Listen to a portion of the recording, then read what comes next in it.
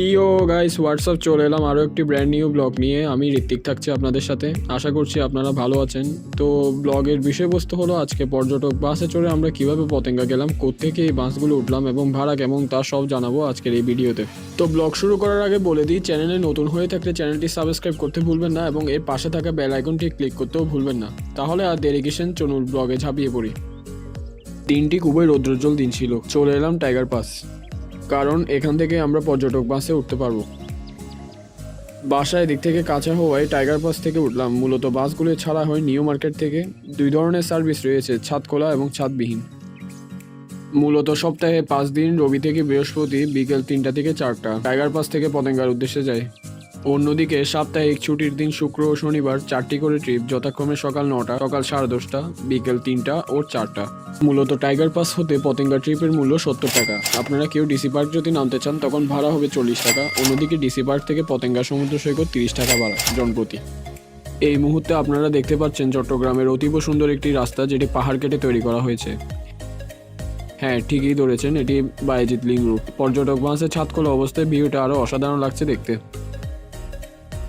এই বাসগুলোতে সাধারণত একটু ভিড় বেশি থাকে। এর মূলত কারণ হলো ডাবল ডেকার ও সিঙ্গেল দুই ধরনের বাস সার্ভিস রয়েছে এতে। ছাদখোলা এবং ডাবল ডেকারের বাসটিতে চড়তে পর্যটকদের আগ্রহ বেশি, কারণ উপর থেকে আপনারা অসাধারণ ভিউ এনজয় করতে পারবেন। ও এই বাসগুলো কোন দিকে যায় সেটাই তো বললাম না। এই বাসগুলো মূলত 2 নম্বর গেট হয়ে, শেরশাহ হয়ে, লিং রোড হয়ে, ডিসি পার্ক হয়ে লাস্টলি পতেঙ্গা পৌঁছায়। চলুন একটু ভিউ এনজয় করে আসি।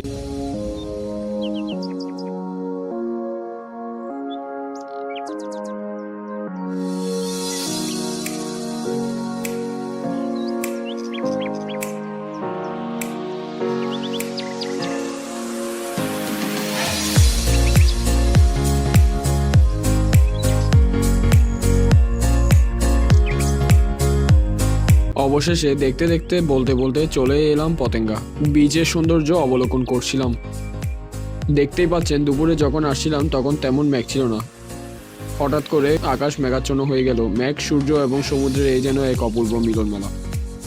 মূলত আমরা যেদিন গিয়েছিলাম সেদিন বন্ধের দিন ছিল, তাই বিচে প্রচুর লোকের জনসমাগম হয়। ভিডিওতে দেখতেই পাচ্ছেন প্রচুর মানুষ, প্রচুর বলতে প্রচুর, দম ফেলারও ফুরসত নেই। সবাই যে যার যার মতো পরিবার পরিজন বন্ধু বান্ধব নিয়ে এসেছেন, জলকেলি করছেন। বিচে অনেক সময় এরকম ঘোড়সওয়ারিও দেখা যায়। আশেপাশের এরকম পরিষ্কার পরিচ্ছন্ন পরিবেশ দেখে ভালোই লাগছে। চলুন একটু সমুদ্রের ভিউ উপভোগ করে আসা যাক।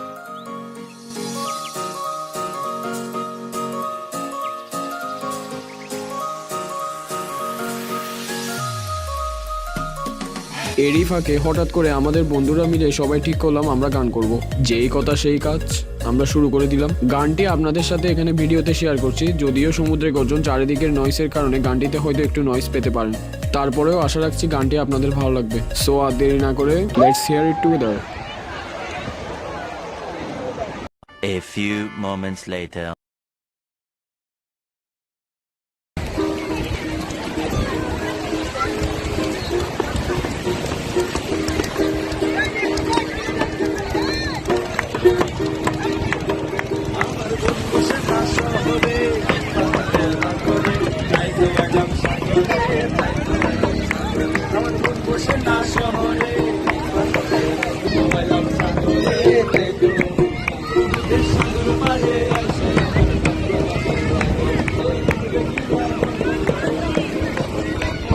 সাগর পারে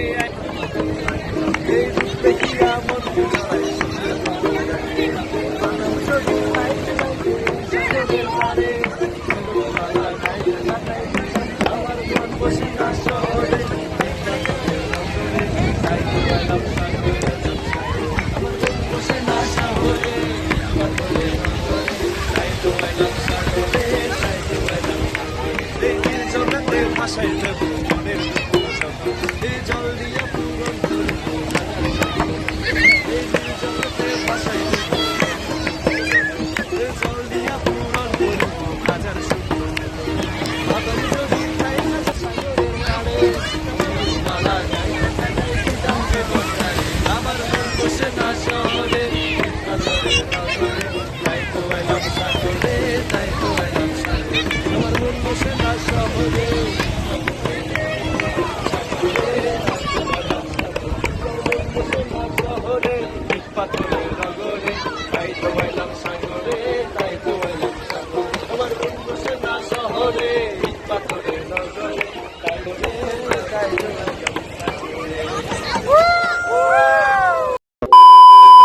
সো আশা করছি আপনারা গানটা এনজয় করছেন। অনেকের মনে প্রশ্ন জাগতে পারে পর্যটক বাস আসার সময় কয়টায় ছাড়ে। তাদের জন্য বলে রাখি এই বাস অনেক সময় 6:30 7টা এরকম টাইমে ছাড়ে। তবে সবচেয়ে ভালো হয় আপনারা যদি ড্রাইভার থেকে এক্সাক্ট টাইমটি জেনে নেন।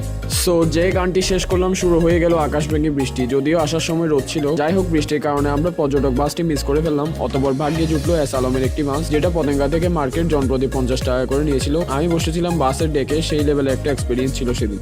So this is the end of this video. এমন অনেক শহর আছে যেখানে দেখা যায় কাছ থেকে সমুদ্র, পাহাড়, ঝর্ণা এসবের সৌন্দর্য দেখতে পাওয়া মুশকিল ব্যাপার, কিন্তু সেদিক থেকে আমাদের চট্টগ্রাম কিন্তু কোনো দিক থেকেই পিছিয়ে নেই। চাইলেই আপনি স্বল্প বাজেটে এসব জায়গা ঘুরে আসতে পারেন। সো আশা করছি ব্লগটি ভালো লেগেছে। ভুল ত্রুটি ক্ষমা সুন্দর দৃষ্টিতে দেখবেন। যদি ভিডিওটি ভালো লেগে থাকে অবশ্যই একটি লাইক এবং কমেন্ট করে আপনার মতামত পেশ করতে পারেন। আর চ্যানেলে সাবস্ক্রাইব করে বেল আইকনটি বাজাতে ভুলবেন না। দেখা হবে নতুন কোনো ভিডিওতে, নতুন কোনো ব্লগে। Till then, good bye, tata, see you.